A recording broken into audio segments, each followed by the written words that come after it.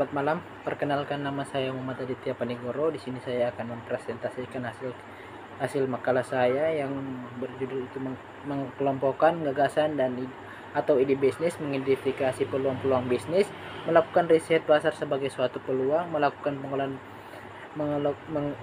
pengolahan peluang pasar. Kita masuk di latar belakang. Dalam dunia bisnis yang terus berkembang, kemampuan untuk mengidentifikasikan peluang serta mengelompokkan gagasan-gagasan bisnis menjadi hal yang sangat penting bagi para pengusaha dan calon pengusaha. Persaingan yang semakin ketat menurut inovasi dan pemahaman mendalam tentang dinamika pasar. Oleh karena itu, kemampuan untuk mengelompokkan gagasan bisnis yang relevan, mengidentifikasi peluang yang potensial, serta melakukan riset pasar secara efektif merupakan langkah-langkah strategi yang harus dikuasai oleh setiap pelaku usaha. Kita masuk di teori dasar. Yang pertama itu mengidentifikasikan dan menilai peluang bisnis. Mengidentifikasi dan menilai peluang bisnis adalah langkah krusial dalam menjalankan suatu usaha. Proses ini dimulai dengan mengamati tren pasar, mengidentifikasi perubahan kebutuhan konsumen, serta mengeksplorasi inovasi yang dapat diterapkan pada produk atau layanan yang ada.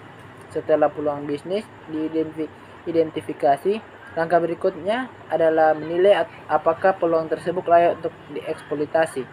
Proses penilaian ini mencakup analisis pasar untuk mengetahui seberapa besar permintaan terhadap produk atau layanan yang ditawarkan, serta potensi persaingan yang ada.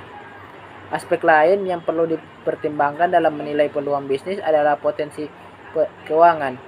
Pengusaha perlu menganalisis apakah modal yang dibutuhkan untuk memulai usaha dapat dikompensasi dengan potensi pendapatan yang akan diperoleh. Kita masuk di penelitian lapangan. Penelitian lapangan mengenai mengelompokkan gagasan atau ide bisnis, mengidentifikasi peluang bisnis, dan melakukan riset pasar bertujuan untuk membantu pengusaha dalam menemukan dan memanfaatkan peluang yang ada di pasar.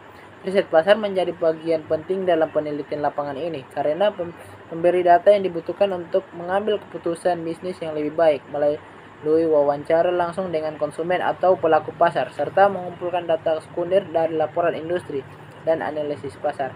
Pengusaha dapat mendapatkan wawasan tentang preferensi konsumen, segmentasi pasar, dan potensi daya saing produk atau layanan.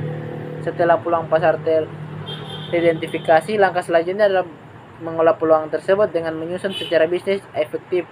Pengelolaan peluang pasar melibatkan strategi pemasaran, manajemen sumber daya, dan evaluasi berkala untuk memastikan bahwa produk atau layanan dapat diterima dengan baik oleh konsumen. Kita masuk di menjelaskan definisi ide bisnis. Ide bisnis adalah gagasan atau konsep yang muncul untuk menciptakan produk atau layanan yang dapat memenuhi kebutuhan atau keinginan pasar dengan tujuan menghasilkan keuntungan.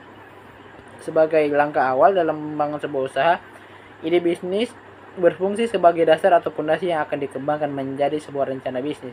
Ide tersebut harus dievaluasi lebih lanjut untuk melihat apakah memiliki potensi pasar yang cukup besar, apakah ada permintaan atau produk atau layanan yang ditawarkan, serta bagaimana cara bersaing dengan bisnis lainnya. Namun ide bisnis yang hebat saja tidak cukup untuk menjamin kesuksesan. Diperlukan riset pasar, perencanaan yang matang, dan eksekusi yang efektif untuk mengubah ide tersebut menjadi bisnis yang berjalan dengan baik dan berkelanjutan. Kita masuk di bagian mengidentifikasikan sumber-sumber ide bisnis. Mengidentifikasikan sumber-sumber ide bisnis adalah langkah awal yang penting dalam proses penciptaan usaha. Ide bisnis dapat berasal dari berbagai tempat atau pengamatan yang berbeda, tergantung pada kreativitas, kebutuhan pasar, dan kondisi sosial ekonomi yang ada. Berikut adalah beberapa sumber ide bisnis yang umum digunakan. Yang pertama itu pengamatan masalah atau kebutuhan pasar. Banyak ide bisnis yang muncul ketika seorang mengidentifikasi masalah atau kekurangan dalam kehidupan sehari-hari yang belum ada solusi atau produk yang memadai. Yang kedua itu tren dan perubahan sosial. Ide bisnis seringkali berasal dari perubahan tren dalam masyarakat, teknologi, atau gaya hidup.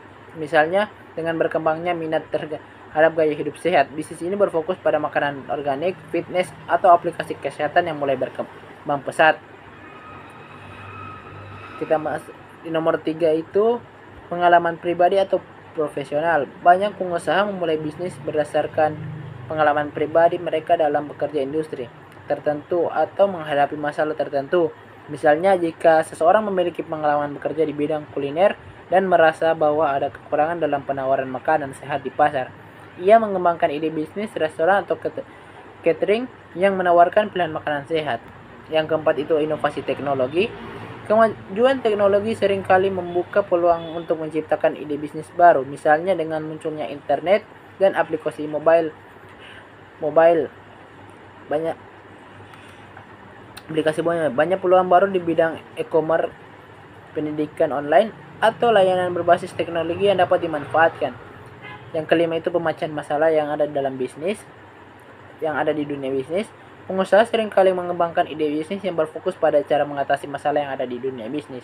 Kita masuk di menjelaskan pentingnya ide bisnis. Ide bisnis merupakan langkah pertama yang sangat penting dalam memulai sebuah usaha. Tanpa ide bisnis, akan sulit untuk mengembangkan konsep produk atau layanan yang dapat menarik minat pasar. Pentingnya ide bisnis juga berletak pada kemampuan untuk membuka peluang pasar yang kompetitif. Dalam dunia bisnis yang semakin dinamis, memiliki ide bisnis yang unik atau inovasi sangat diperlukan untuk menonjol di antara pesaing.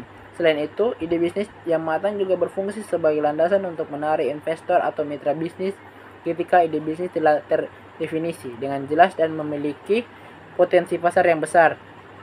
Pengusaha akan lebih